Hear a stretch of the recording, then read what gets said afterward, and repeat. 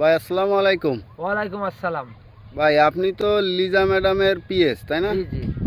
তাই যে লিজা ম্যাডাম এই যে মামুনির পিছনে এত কঠোরভাবে ভেললো এই যে তারে সারানোর জন্য, এই বিষয়ে কিছু বলেন তো।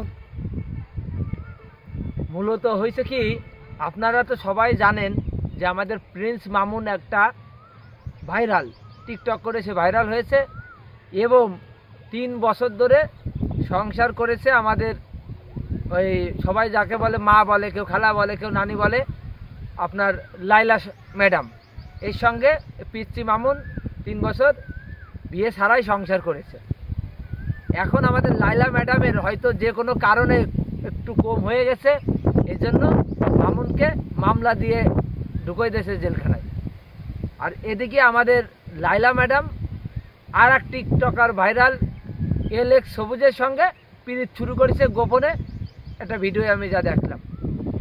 তা এখন আপনি বলছেন আমার লিজা ম্যাডামের কথা, কেন প্রিন্স মামুনির সাথে লিজা ম্যাডাম? আসলে ওই যে লাইলা ম্যাডাম আর লিজা ম্যাডাম ধরতে গেলে একই, কারণ লাইলাও যেরকম লিজা ম্যাডামও সেরকম।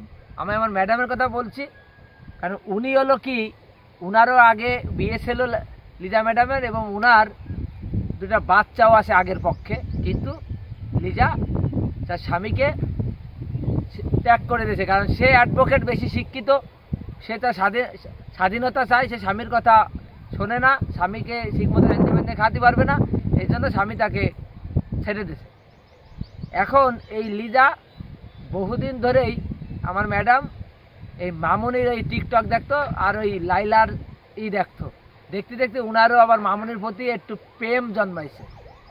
আর প্রেম জন্মানোর কারণেই আমাদের লিজা ম্যাডাম মামুনকে সারানোর জন্য পাগল হয়ে গেছে, এবং সারানোর আগে আপনারা দেখতে পাচ্ছেন যে লিজা ম্যাডামের সাথে কলাম মামুন টিকটক শুরু করে দিয়েছে, এবং সে জেলখানাতে বেরোই কলাম লিজা ম্যাডাম মামুনকে বিয়ে করবে, সেটাও কম বেশি শোনা যাচ্ছে। তা আমাকে আসলে মামুন এত ভাগ্যবান যে উনি বেছে বেছে সব বুড়িকেই পায়। আসলে বাংলাদেশের যত বুড়ি আছে আমার মনে হয় মামুনের জন্য সবাই পাগল। না এই যে লিজা ম্যাডাম বুড়ি, লাইলা বুড়ি, এইটুকু একটা বাচ্চা সামনের কাছে কেন যায়, ওর মধ্যে কি আছে?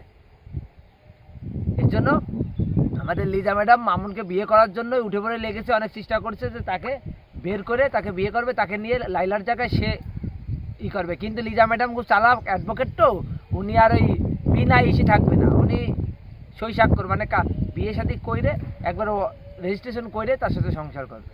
এ হলো মূল কাহিনী। ভালো থাকবে।